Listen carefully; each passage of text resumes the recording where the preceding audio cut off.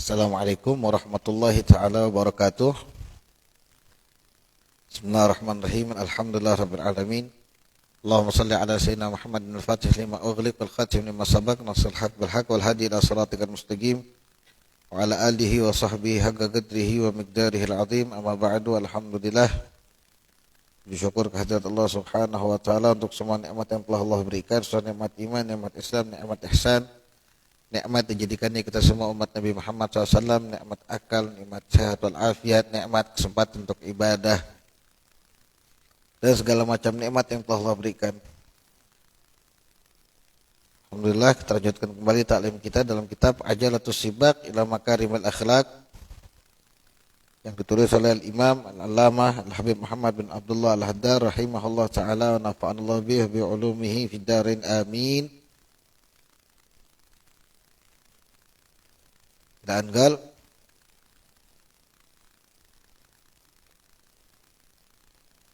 al-amru bil ma'ruf. Sekarang kita masuk ke dalam bab pembahasan amar ma'ruf dan nahi mungkar. Mengajak orang untuk mengerjakan kebaikan dan mencegah daripada kemungkaran. Kalau kemarin kita sudah di awal-awal dari sebelum ini kita pembahasannya tentang bagaimana akhlak-akhlak kita sehari-hari ini juga termasuk akhlak mulia yang mesti kita terapkan. Al-amru bil ma'ruf wan nahyu 'anil munkar.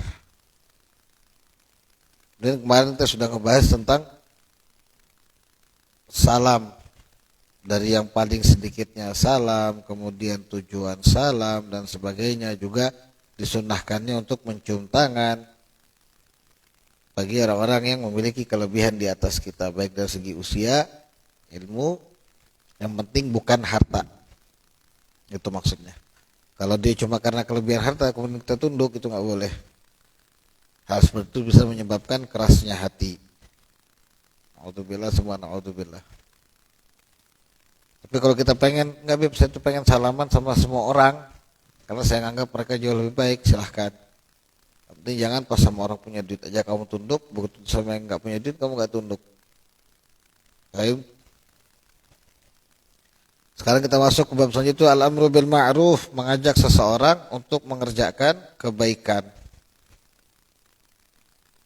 Wa minal munjiyat al-amru bil ma'ruf wa nahyu 'anil munkar, qala Allah Subhanahu wa ta'ala, dan di antara hal yang menyelamatkan seseorang itu yaitu mengajak orang lain untuk mengerjakan kebaikan dan mencegah daripada kemungkaran atau meninggalkan kemungkaran.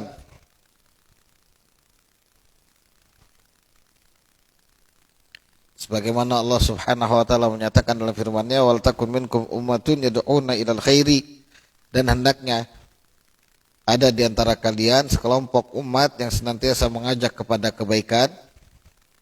Ya'muruna bil ma'ruf, mereka memerintahkan untuk mengerjakan amar ma'ruf. Maksudnya apa? Yuk sama-sama kita kerjakan kebaikan. Ya, sholat, puasa, kemudian yuk kita semua kembali sama Allah. Ayo kita semua taubat istighfar yang banyak. Ayo kita puasa, kerjakan sunnah-sunnah Nabi Muhammad SAW. Dan lain-lain daripada mengajarkan untuk orang biar bisa mengerjakan kebaikan. Wa yanhauna 'anil munkar, juga sekelompok umat yang senantiasa mencegah daripada kemungkaran. Lah jangan kerjakan itu, nggak boleh. Itu juga termasuk nahyul munkar. Ingat, jangan minum minuman keras. Sebab Nabi SAW mengatakan al-khamru umul khaba'ith. Minuman keras itu pokok dari segala macam keburukan misalkan. Dia terus mengingatkan. Maka orang-orang dua golongan tadi yang senantiasa ngajak kepada kebaikan dan mencegah daripada kemungkaran, pokoknya dua sifat ini, mereka orang-orang yang punya sifat ini, ulaika humul muflihun, maka mereka adalah orang yang beruntung dunia sampai akhirat. Lantas apa kewajiban itu cuma diturunkan kepada para ulama atau orang-orang yang soleh saja? Gal Habibullah bin Abdul Haddad mengatakan dalam kitab Nusaidiniyah, alal insan ayyamura wa yanha wa in kana ghaira amil. bima yad'u ilaih. Setiap orang hendaknya atau wajib bagi dirinya untuk mengajak kepada kebaikan, yaitu amar ma'ruf dan nahi mungkar, mencegah daripada kemungkaran, walaupun orang tersebut bukan orang soleh, bukan pelaku kebaikan. Terhadap apa yang diajak, dia nggak ngelakuin. Misal nih, jangan minum minuman keras, nggak boleh. Itu bahaya, memabukkan, bikin hilang akal. Tapi di satu sisi dia tetap minum minuman keras. Apa itu munafik? Bukan, bukan. Ucapan dia melarang kita, kamu jangan minum minuman keras, itu sebagai penolakan hatinya, imannya terhadap maksiat. Terhadap maksiat, perbuatan yang tidak disukai Allah Subhanahu wa taala. Dia nolak, makanya ada ucapan dia ngajak, ayo tinggalkan semua, jangan mau, kita tobat. Malamnya dia kerjakan lagi, besoknya gitu lagi, terus begitu. Gal sampai kapan? Sampai kamu bosan maksiat, pengennya terus taat. Paham? Gitu. Wa tarikul amri bil ma'ruf wa nahyi 'anil munkar ikhtiyaran. Adapun orang yang meninggalkan amar ma'ruf nahi munkar secara sengaja, ikhtiar, nggak dipaksa, dia bukan dilarang. Maksudnya, oh kamu nggak bisa, kalau kamu amar ma'ruf nahi munkar saya bunuh kamu. Dia sengaja, bukan terpaksa dia meninggalkan amar ma'ruf nahi munkar. Syarikan lil usah waridha bil kufri kufur. Nah, orang yang sengaja tadi itu dia nggak ada niat apa-apa kok, dia cuma pengen yang penting ibadah saya benar aja dulu, maka dia dihitung sebagai orang yang syarikan bil usah, orang yang kerja sama lil usah, sama orang yang bermaksiat. Waridha bil kufri kafara, dia juga ridha dengan kekufuran, maka dia dihitung oleh Allah Subhanahu wa taala termasuk orang yang kufur. Kufur gimana? Kufur nikmat. Jadi kita ini wajib, setiap manusia itu wajib amar ma'ruf nahi mungkar. Nggak boleh dibilang lah ini cuma khusus buat Habib Rizik aja, lah nggak boleh. Astagfirullahaladzim, sebut lagi nanti ke Bennett. Tapi nggak apa-apa lah. Nggak boleh kita bilang ini khusus Habib Rizik lah, tapi untuk semua. Adapun masalah metode, cara itu silahkan berbeda. Tapi intinya kita nggak boleh ngebenarkan satu, nyalahkan satu, karena masing-masing punya metodenya sendiri. Intinya wajib setiap orang itu emang ngerjakan amar ma'ruf nahi mungkar, karena hati kecil manusia nggak bisa terima sama yang namanya maksiat. Hati kecil manusia, walaupun dia pelaku maksiatnya sendiri. Masalah kita tanya sama yang jual minum-minuman keras di luar, dia mau nggak ngasih anak-anak kecil, anak-anaknya? Kalau dia punya hati, dia nggak bakal mau ngasih. Atau mereka-mereka yang jual sabu misalkan, mau nggak anaknya jadi penjual sabu, jadi bandar juga nanti besarnya? Mereka nggak bakal mau. Hati kecil mereka pasti nolak. Bahkan istilahnya wanita-wanita yang menjajakan dirinya di jalanan pun mereka nggak bakal mau anaknya nanti jadi seperti mereka. Sehingga wajib bagi setiap manusia muslim dia ngerjakan amar ma'ruf nahi mungkar. Dia sebagai bentuk sayangnya dia sama keluarganya karena Allah. Walaupun dia pelaku maksiat sekalipun, ketahuilah, dan setidaknya itu sebagai gambaran dari hatinya dia bahwasanya saya tidak pernah mendukung dengan kemaksiatan, saya tidak pernah mendukung dengan kekufuran, saya tidak berada di barisan orang-orang yang senang melihat kemaksiatan, kemudian kezaliman dan lainnya merajalela. Tapi saya punya batas kemampuan, sehingga apa? Paling tidak saya cuma bisa mungkin lewat sosial media, mungkin lagi cuma bisa lewat tulisan, atau bisa jadi cuma lewat apalagi ajakan. Atau dia dermakan sebagian hartanya dia buatkan pamflet, hindari, stop narkoba, stop minuman keras, stop seks bebas dan sebagainya. Dia cuma bisa buatkan banner-banner baru dia pasang, walaupun dia masih pelaku. tapi dia wajib mengerjakan amar ma'ruf nahi mungkar. Kenapa? Karena ketika ada kemungkaran atau kemaksiatan atau kekufuran yang didiamkan oleh orang-orang yang baik, orang-orang yang soleh, maka nanti Allah hancur luluh lantahkan semua, mau dia yang pertama, yang soleh ataupun yang tidak soleh.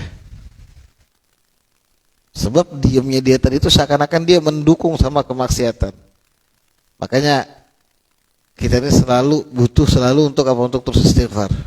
Bahkan sampai dikatakan, walaupun kamu ada di timur sekarang ini, kemaksiatan ada di barat, nggak boleh kita, udah biarin aja lah. Lah, di hati itu harus ada penolakan. Enggak, saya nggak boleh, saya nggak suka, saya nggak mau. Misalkan lagi seperti ada kasino besar di Las Vegas sana di Amerika. Kita yang di Indonesia, hati itu nggak boleh terima. Di hati itu harus ada, ya Allah, mau diapain lagi umat kok makin rusak gitu loh. Padahal jauh di Las Vegas. Gitu. Apalagi yang ada di sekitar kita. Salam. Jadi sebenarnya bukan tugasnya para dai aja, bukan tugasnya orang saleh, bukan tugasnya ulama, tapi tugas semua. Walaupun dia masih pelaku. Seperti yang Abang bilang, Abang pelaku kemaksiatan, Abang nggak lepas dari maksiat. Tapi Abang nggak pernah membenarkan maksiat tersebut, dan bahkan selalu, ayo jangan sampai kamu terjerumus seperti saya. Karena maksiat itu, dosa itu seperti racun yang bisa ngerusak kita. Ngerusak bagaimana? Dari pikiran, hati, bahkan sampai amal itu bisa dirusak. Obatnya, penawar racun tadi cuma taubat, kembali sama Allah. Tapi di satu sisi Abang pun tetap harus punya kewajiban. Apa itu amar ma'ruf nahi mungkar? Sehingga di antara bentuk penolakan, jadi bukan cuma dari mulut, tapi dari hati, dan juga ketika kamu bermaksiat kamu nggak mau dilihat orang, apalagi sampai ketahuan orang. Seumpama meledak itu, misal nih Habib mau jadi bandar narkoba, atau Abang bandar judi dan sebagainya dan lain-lain daripada kemaksiatan. Kenapa sampai hari ini nggak pernah ketahuan? Tahu-tahu tiba-tiba kelihatan. Sebab ada beberapa orang yang memang tajassus. Tajassus ini kebaikan juga sebetulnya buat Abang. Tajassus memang cari kesalahan Abang. Akhirnya dia sampaikan ke satu, dia sebarkan ke satu, dia sebarkan sampai ke beberapa orang. Baru dia bilang, enggak, saya enggak nyebarkan kok, saya enggak tajassus. Walhasil jazahullah khairal jaza, terima kasih buat dia yang sudah nyadarkan misalkan. Tapi yang jelas setelah itu, oh Habib mau bandar ini semua, Abang tetap punya kewajiban untuk amar ma'ruf. Mungkin sebab dia tajassus tadi, Abang bisa tobat. Mungkin sebab dia nyampaikan tadi, Abang bisa kembali sama Allah. Adapun kesalahan dia Abang nggak mau tahu. Tapi intinya, mau bagaimanapun modelnya, setiap orang itu wajib dia amar ma'ruf nahi mungkar. Wajib hukumnya, nggak boleh dia diam melihat kemungkaran. Bahkan Sayyidina Umar bin Khattab ini terkenal orang yang paling tegas kan sama kemungkaran. Sampai dikatakan satu ketika beliau di kota Madinah, kalau nggak salah saat menjabat sebagai khalifah, itu setiap malam beliau keliling.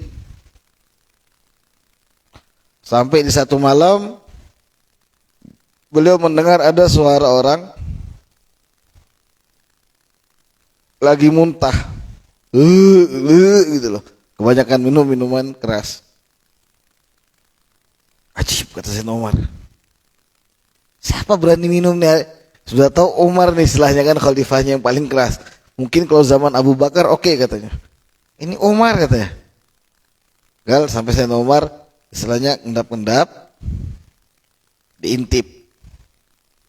Lagi mabuk, lagi pesta deh, minuman keras, habis itu ada perempuan. Dianggaplah lagi buat party sendiri, private party. Habis langsung masuk, Sayyidina Umar dalam rumahnya digerebek. Gak kata Sayyidina Umar, ini khalifah loh. Anggaplah presiden yang gerebek langsung turun tangan. Gak kata Sayyidina Umar, ya aduh Allah. Musuh Allah katanya. Karena Sayyidina Umar memang gak bisa ngelihat kemungkaran.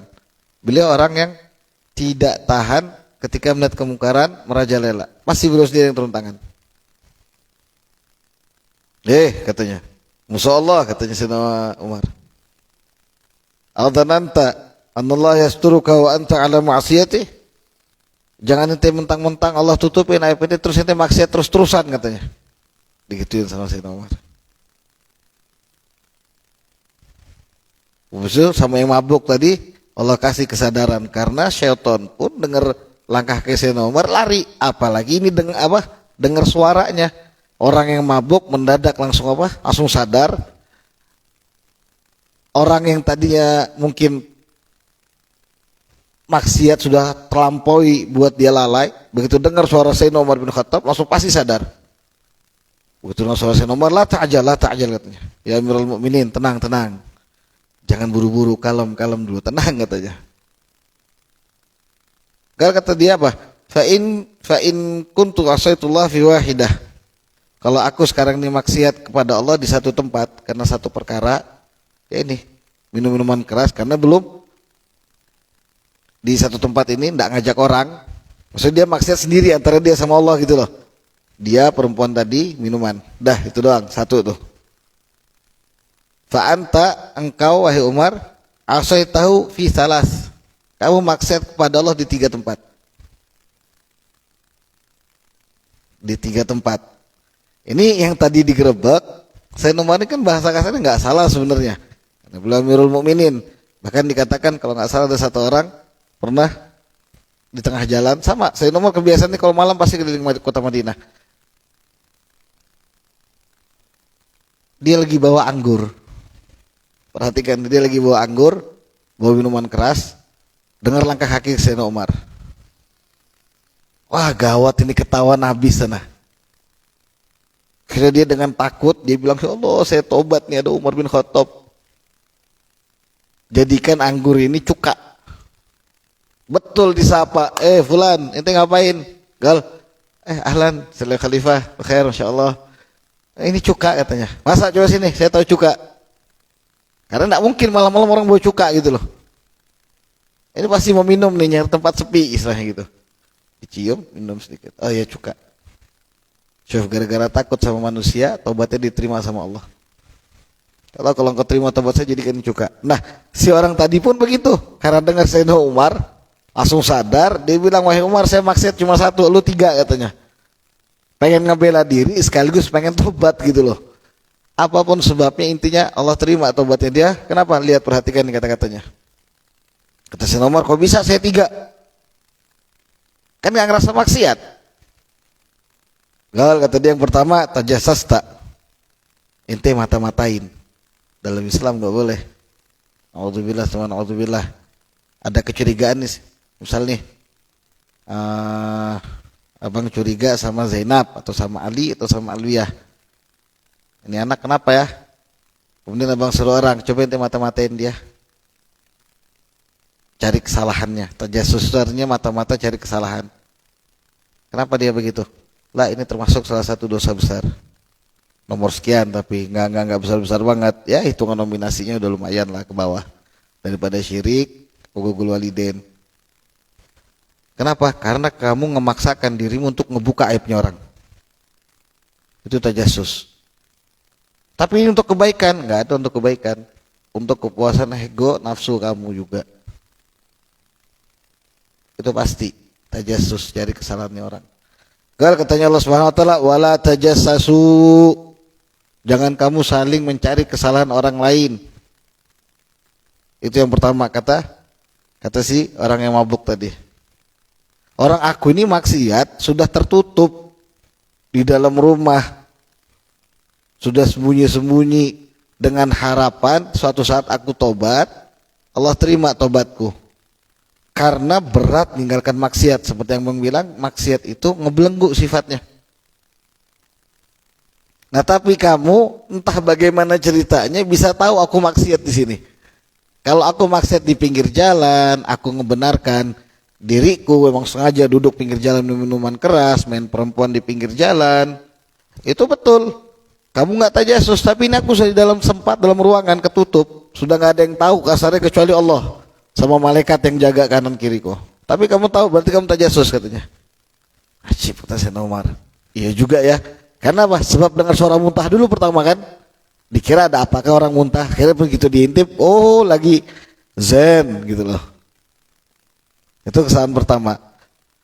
Kemudian yang kedua kata dia, wa taital buyuta min zuhuriha. Engkau datangin rumah orang itu bukan dari pintunya, tapi kamu manjat, kamu dobrak pula. Fagat amaranallah bi ityaniha min abwabiha. Padahal Allah perintahkan kita untuk datang ke dalam rumahnya orang itu lewat pintunya. Itu perintahnya Allah. Kalau mau masuk rumah orang lewat pintu, jangan lewat jendela, apalagi lewat atap kamu dobrak. Ini kamu tidak lewat pintu, tapi kamu maksa masuk lewat atas. Kemudian yang ketiga, wa dakhalta ghairu baitika min ghairi an tasta'dina wa tusallim. Ente masuk ke rumah ana tanpa izin, tanpa salam. Itu kesalahan ketiga kamu. Padahal Allah Subhanahu wa taala telah memerintahkan kita kalau mau masuk rumah orang tuh izin dulu, salam dulu. Kalau diizinkan masuk, kalau nggak diizinkan ya nggak usah masuk. Sayyidina Umar ajib. Fagal Sayyidina Umar bin Khattab radhiyallahu anhu, sadaqta. Kamu benar ya teh. Kamu maksiat di satu, saya maksiat sama Allah tiga. Berarti 3 ayat dia. Sayyidina Umar apa? Istilahnya bantah yang dikerjakan maksiatnya Sayyidina Umar. Benar-benar. Apa kata-kata Sayyidina Umar? Wastaghfir lana, mintakan ampun sama Allah buat saya. Ini orang lagi kedapatan loh, lagi maksiat. Sudah, kata dia. Gal, semudah-mudahan Allah ampunkan kita, kata. Kata si orang yang mabuk ini. Mudah-mudahan Allah ampunkan dosa kita ya Amirul Mukminin. Berarti kan di situ ada perasaan Sayyidina Umar yang ngerasa saya nggak lebih baik kok dari dia. Akhirnya dia minta, doakan saya kalau begitu.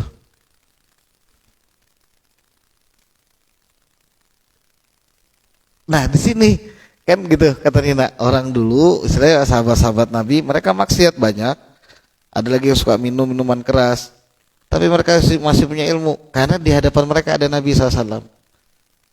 Maksiatnya mereka dengan dasar ilmu itu tidak terlalu memberikan mudarat bagi mereka. Loh kenapa? Karena mereka punya ilmu. Seperti yang abang bilang apa? Orang kalau sudah punya bekal ilmu, dia punya bekal untuk kembali. Tapi yang jadi masalah ada orang ibadah membabi buta, dia nggak punya ilmu. Membabi buta itu gimana? Ya asal ibadah aja, nggak mau tahu, pokoknya dia asal ibadah. Akhirnya begitu dia terjerumus dalam satu kemaksiatan, dia bingung kembalinya gimana. Gimana sih kembali sama Allah? Di situ permainan syaitan. Oh di hati diaduk-aduk. Makanya sebab terbesar orang itu masuk ke dalam nerakanya Allah karena apa? Karena kebodohannya. Beb, tapi kalau gitu Beb, orang alim yang tidak mengamalkan ilmunya kayak tadi nih, dia kan tahu dia punya ilmu, berarti otomatis dia orang yang faham sama Al-Quran karena dia tahu tempat-tempat ayat, dia tahu ini semua. Itu gimana urusan dia sama Allah nanti? Kenapa? Syaikhul Zubat mengatakan al-alimu bi ilmihi lam ya'malan mu'adzabun min qabli ubadil wasan. Dia punya tanggungan sendiri sama Allah, dia nggak ngamalkan ilmunya. Tapi setidaknya sebab ilmunya dia masih ada rasa aman. Kenapa? Satu saat dia tahu mana dosa yang diampunkan. Innallaha yaghfiru dzunub ma duna syirik, kalau nggak salah. Allah mengampunkan semua dosa kecuali syirik. Kalau nggak salah begitu. Lupa abang ayatnya. Berarti saat dia maksiat dia tahu, oh dosa saya bukan syirik kok, masih bisa diampunkan sama Allah. Akhirnya dia tobat, dia istighfar, dia minta maaf, dia nangis, dia dapat Allah, dia pulang. Dia kembali sama Allah berarti. Tapi ada orang yang dia maksiat. Akhirnya karena dia sudah terlampau maksiat, sebab bodoh, aku ini nggak pantas kembali kepada Allah. Memang takdir Allah sudah begini. Seakan-akan kan ucapan dia itu bagus tuh. Memang takdir Allah aku ini maksiat. tapi itu ucapan syaitan. Kenapa? Akhirnya dia putus asa dari rahmatnya Allah. Dia ngerasa sudah saya nggak ada lagi kesempatan. Padahal dia masih hidup, dia masih nafas, dia itu masih nangis sama maksiatnya. Itu tanda di hatinya masih ada iman. Tapi karena dia nggak punya ilmu, nggak kembali sama Allah. Itu yang mengerikan. Nah ini kata dia kan, begitu didoakan, mudah-mudahan Allah ampunkan dosa kita semua katanya. Amin, Sayyidina Umar. Habis Sayyidina Umar bilang tetap, tapi karena kamu kepergok, kira-kira nih ada alasan enggak biar aku enggak ngehukum kamu? Gal katanya, ada katanya. Apa itu? Wallahi kata ya Amirul Mukminin, kalau kamu maafkan aku enggak bakal kembali maksiat lagi. Udah sumpah itu doang. Udah dimaafkan. Pulang Sayyidina Umar.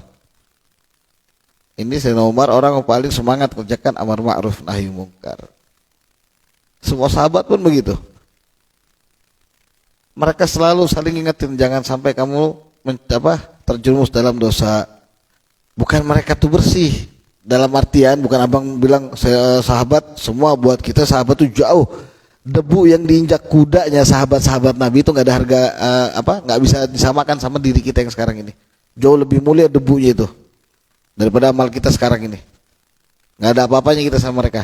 Tapi ini maksudnya gambaran begini. Mereka ketika menasihati orang atau mengingatkan orang bukan karena oh saya lebih baik dari dia, enggak. Tapi karena mereka tahu pedihnya tidak taat sama Allah. Paham? Hah? Gitu. Agar bahkan orang kalau meninggalkan amar ma'ruf nahi munkar itu nanti bisa jadi sebab Allah Subhanahu wa taala menghancurkan satu kaum. Sebagaimana dikatakan bahwasanya qala sallallahu badan dzakara la'ana bani Israil id kadu la yatanahuna an munkarin. Kata Nabi sallallahu Allah menghancurkan Bani Israel saat mereka tidak mau mencegah kemungkaran. Wow. Sini disebutkan kok berubah. Sini disebutkan bahwasanya zaman Bani Israel dulu mereka kan ibadahnya di hari Sabtu. Ada yang dianukan Allah ibadahnya hari Sabtu. Akhirnya Allah uji dengan apa? Ikan. Jadi setiap hari Sabtu ikan di laut itu kepinggiran rame. Akhirnya terpancing mereka untuk mancing. Ngelihat ya Allah satu sisi saya kayaknya mau Jumatan nih. Mau Jumatan apa mancing ya? Gal, udahlah kita mancing aja yuk. Ingat nih, alasan utama maksiat dari dulu sampai sekarang itu sama. Masalah perut biasanya. Alasannya apa? Oh iya, kita mancing aja ini buat keluarga. Toh ibadah Allah juga tahu kok. Ini alasannya. Akhirnya terbagi jadi 3 kelompok. Firqatun, ada kelompok yang mereka mancing dan mereka menghalalkan perbuatannya. Ini maksiat padahal. Nabinya udah bilang jangan, nggak boleh mancing. Haram katanya. Mancing itu haram bagi kalian di zaman Bani Israel, maksudnya gitu loh. Di hari Sabtu ini, karena waktunya kalian ibadah sama Allah. Sudah sampaikan sama nabinya. Nah yang kelompok pertama, mereka pergi mancing dan mereka membenarkan atau menghalalkan perbuatannya. Jadi nggak sadar kalau itu maksiat. Habis itu kelompok yang kedua, amsaku wa nahum wa lam yufariguhum. Mereka tahan-tahan, mereka larang, tapi nggak ditinggalkan. Jadi kayak nggak ada bentuk penolakannya, ditahan-tahan, dilarang tapi ikut nonton gitu loh, ditungguin. Bahasa kasarnya, nggak ditinggalkan. Seharusnya kalau dia sudah begitu, dia tinggal, dia sampaikan nggak boleh, jangan itu haram, kan kata Nabi nggak boleh begini. Dia tinggalkan habis itu. Ini nggak, dia ikut tunggu, harap kali nanti dikasih lah. Gitu loh. Wa firqatun, kemudian yang ketiga kelompok mereka nggak suka, mereka larang, bahkan ditinggalkan orang-orang yang pergi mancing sama yang nontonin tadi. Akhirnya Allah hancurkan desa tersebut. Kelompok pertama dan yang kedua itu hancur, kecuali yang ketiga. Kecuali yang ketiga. Sebab apa? Dia masih amar ma'ruf nahi mungkar. Dia suruh kerjakan kebaikan, ayo kita kembali ke ibadah. Kemudian jangan mancing, haram hukumnya. Oh enggak, ini halal. Ya khair. Kalau udah nyampaikan, sudi, saya nggak mau ikut-ikutan. Saya pergi dari sini. Saya pergi dari sini. Maksudnya gimana? Saat dia dikasih itu haram, kemudian jadi kayak bahan ejekan, udah dia lepas tangan. Biar apa? Biar tidak digolongkan oleh Allah termasuk orang yang menyetujui perbuatan mereka. Adapun kelompok yang kedua kan dia ngelarang juga kok, dia juga ngelarang, tapi mereka nggak tinggalkan kelompok yang pertama, seakan-akan mereka itu setuju. Akhirnya begitu Allah turunkan hukuman, bukan azab. Nah, kalau bahasa azab itu kayaknya keras banget, tapi hukuman. Ya, walaupun azab artinya hukuman. Allah turunkan hukuman buat mereka. Allah hancurkan kelompok pertama sama yang kedua, yang ketiga selamat. Allah katakan wa anjayna alladziina yanhauna 'anis su' wa akhadna alladziina zalamu bi'adzabin ba'is bima kanu yafsukun. Gitu. Jadi amar ma'ruf ini penting. Bagaimanapun kamu, modelmu, ayo terus amar ma'ruf nahi mungkar. Jangan stop. La ilaha illallah Rasulullah SAW. Paham sampai sini?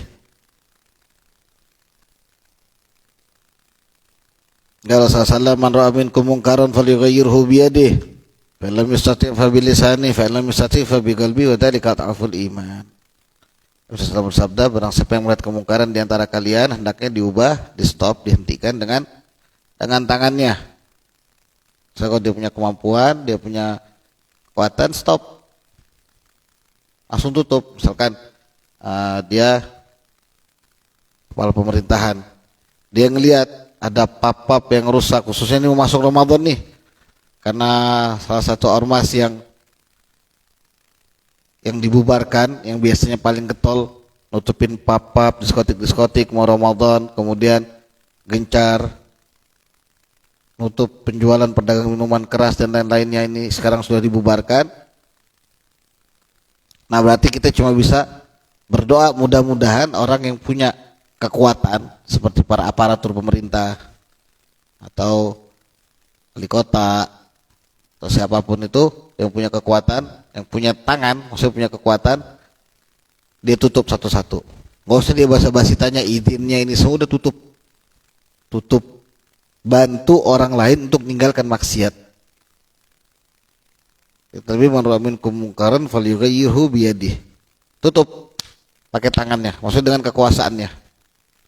Fa illam tastati' fa bilisanihi. Kalau dia enggak bisa, fa illam yastati' fa bilisanihi. Kalau dia enggak bisa, pakai lisannya. Dia sampaikan ke aparatur, dia sampaikan lagi ke yang punya pub, dia sampaikan ke yang jaga tadi itu semua. Ayo tutup ya.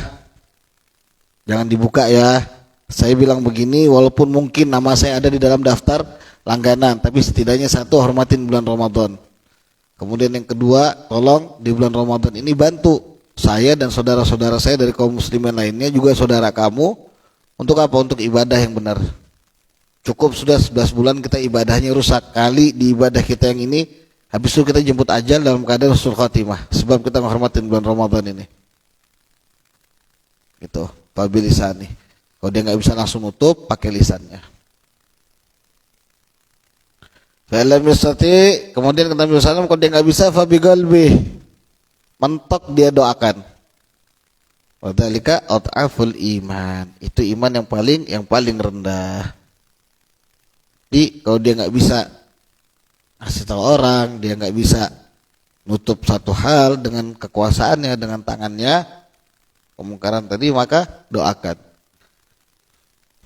Gitu. Nah, ini amar ma'ruf nahi mungkar itu begitu.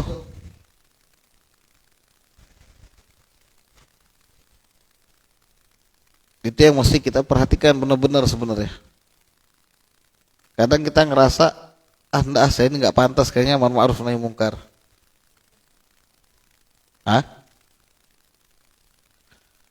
Nah, biasa orang mikir begitu, saya aja masih jelek, masa saya mau ini? Padahal setiap siapapun dia wajib dia amar ma'ruf nahi mungkar. Sebab kalau dia mulai ini dari dirinya dengan yang saya aja masih jelek, tapi saya mau amar ma'ruf nahi mungkar, otomatis, masalah abang suka main perempuan nih, tapi abang juga yang nutup tempat prostitusi misalkan. Kan tadi abang ini masih jelek, tapi abang yang nutup. Loh, ada apa Beb, kok begitu Beb? Habib munafik? Bukan. Seandainya lewat saya amar ma'ruf nahi mungkar tadi, saya menutup juga satu pintu kemaksiatan saya kepada Allah. Paham? Itu maksudnya. Jadi jangan sampai, wah saya ini masih jelek, udah lajurin aja sekalian. Akhirnya masih buka terus. Dan akhirnya banyak yang ikutin di belakang.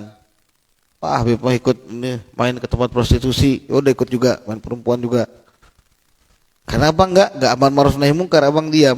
Karena ngerasa saya ini masih jelek, saya ini masih enggak pantas. Lah, enggak ada yang enggak pantas, enggak ada yang. Kalau kamu mikirnya begitu, yang pantas cuma Nabi SAW. Berapa banyak mata kita pakai untuk hal yang enggak benar. Untuk hal yang tidak benar. Mata, baru mata tuh, jangan yang lain. Ngelihat hal-hal yang haram, ngelihat orang dengan pandangan yang tidak diridhai Allah, dengan pandangan yang merendahkan, pandangan yang hina. Kemudian micingkan mata kayak nggak terima sama orang. Kadang pakai mata juga untuk apa? Untuk kasih isyarat bahwa ini orang untuk gibah lewat mata doang. Jadi gibahnya pakai hati, dia ngeliat dari gini doang. Baru mata. Jadi hampir manusia itu nggak ada yang pantas kalau dia bilang untuk amar ma'ruf nahi mungkar. Cuma Nabi yang pantas. Tapi nyatanya Nabi SAW selalu mengingatkan sahabat begitu. Makanya kita cerita Umar bin Khattab saat jadi khalifah. Ada salah satu warganya. Akhirnya apa? Dimaafkan. Dimaafkan. Ditutup. Loh, terus ini diceritakan gimana ceritanya? Kok bisa? Kalau ini pelajaran. Makanya nggak disebutkan nama-namanya siapa. Tidak disebutkan dalam sejarah nama-namanya, oh fulan bin fulan, fulan bin fulan, fulan bin fulan. Sebab biar tidak menjadi aib. Apalagi maksudnya si sahabat tadi itu atau warganya Sayyidina Umar tadi bilang begini, saya ini nutupin dosa saya karena saya nggak mau jadi orang yang mujahirin. Tapi engkau datang ngebuka semua aib saya, katanya. Itu yang membuat dia bilang wala tajassasu, katanya. Allah bilang kamu nggak boleh cari-cari kesalahan orang, nggak boleh. Bib, kalau saya sempat begitu minta ampun sama Allah. Saya takut Bib minta maaf sama orangnya misalkan. Minta ampun sama Allah, doakan dia kebaikan. Mudah-mudahan Allah segera beri dia taubat, Allah maafkan dosanya, Allah angkat derajatnya, Allah rahmati dia. Begitu seharusnya kamu. Bukan malah terus mandang jelek, mandang jelek, mandang jelek. Hati-hati, kadang-kadang nih. Kadang-kadang kita nggak amar ma'ruf nahi mungkar, tapi asik sibuk mandangin orang. Tadi malam tuh abang bilang pas di bab puasa sama Andre, kebiasaan manusia itu kalau ngaca dia nggak pernah ngeliat keburukan dirinya. Bohong kalau dia ngeliat keburukan dirinya. Dia ambil kaca, dia lihat, Masya Allah gantengnya, Masya Allah cantiknya. Ternyata aku ini cantik juga ya, manis juga ya. Ternyata aku ini ganteng juga ya. Itu manusia. Tapi begitu ngeliat orang ini habis mandi, sudah pakai parfum, sudah pakai minyak rambut, sudah pakai baju yang bagus, yang bersih. Yang pertama kali dilihat apa? Kesalahan. Hama bajunya warna merah, celananya warna hijau. Itu pertama kali, nggak matching. Dia cari kesalahan. Itu manusia. Dan tanpa kita sadari kita begitu. Sedangkan hakikat nahi mungkar pertama kali Sebelum kita ngomongin yang tadi di luar, dimulai dari diri kita dulu. Dimulai dari diri kita dulu. Jadi setiap ngaca itu, makanya diajarkan doa sama Nabi SAW, ya Allah, sebagaimana engkau perbaiki atau engkau sempurnakan jasadku, maka sempurnakan juga akhlakku, kelakuanku, ibadahku. Berarti apa?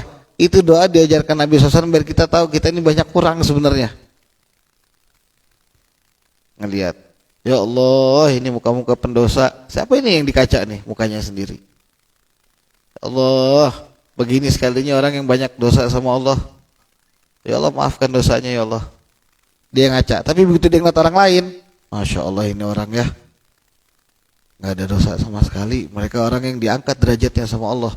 Oh, mereka ini luar biasa. Akhirnya setiap dia duduk sendirian dia bengong. Ya Allah, seandai kata saya bisa kayak mereka ini, lo nggak punya dosa. Saya pengen ya Allah. Tolong dong ya Allah, kasih saya taufik.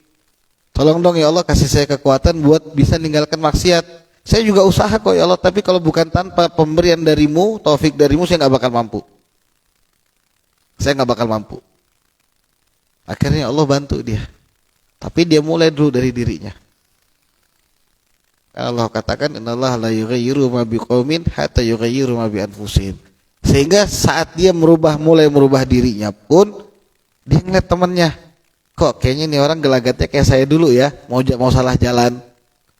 Dia sampein, nggak usah nunggu dia bersih, nggak usah nunggu, oh saya sudah zen, saya sekarang sudah sholat terus, saya sudah puasa terus, saya sekarang sudah ibadah sama Allah. Baru dia, jangan maksiat. Bukan, sebelum dia sempurna kasarnya, dan dia nggak bakal sempurna sampai dia bisa ibadah, sampai dia bisa amar ma'ruf nahi mungkar terus-terusan. Dia saudaranya udah mulai miring, udah mulai mau ke arah jalannya dia. Dia ingetin, istilahnya saudaraku atau ahbabku atau kawan, jangan kerjain itu maksiat, itu dosa. Nanti hati kamu bakal keras kalau sering berdosa, kamu bakal terhijab dari rahmatnya Allah. Jawaban si dia, sok suci kamu jing, itu jawaban dia pasti. Kamu lo banyak dosa, orang kita dulu sama-sama men ya, itu jawaban orang. Besok ketemu lagi tetap ingetin, jangan sampai bosan amar ma'ruf nahi mungkar. Jangan cuma gara-gara apa sih kamu lo banyak dosamu, dosa ngurusin dosaku. Urus masing-masing aja. Surgaku bukan surgamu, nerakaku juga bukan nerakamu. Toh yang dilihat nanti di akhir hayat. Betul, yang dilihat di akhir hayat. Siapa tahu sekarang akhir hayatmu belum tobat. Gitu. Akhirnya dia terus ngerjakan amar ma'ruf nahi mungkar sembari memperbaiki dirinya, sampai saudaranya itu bosan dengar ini. Udah aku tobat walaupun terpaksa. Selesai, akhirnya nggak maksiat.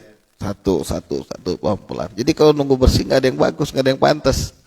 Mudah-mudahan kita semua termasuk min ahlil khair, min ahlil inabah, min ahlil maghfirah, min ahli taubah, min ahli, termasuk orang-orang yang berhak mendapatkan syafaat Nabi Muhammad. Dan juga mudah-mudahan Allah senantiasa beri kita taufik, hidayah, inayah, biar kita bisa terus amar ma'ruf nahi mungkar. Amin ya rabbal alamin. Kurang lebihnya mohon maaf kalau salah kata, wal afu bikum, gak ada niat sedikit pun untuk yang lain. Wassalamualaikum warahmatullahi taala, kecuali niatnya cuma cari ridhonya Allah Subhanahu wa taala. Wassalamualaikum warahmatullahi taala wabarakatuh. Hai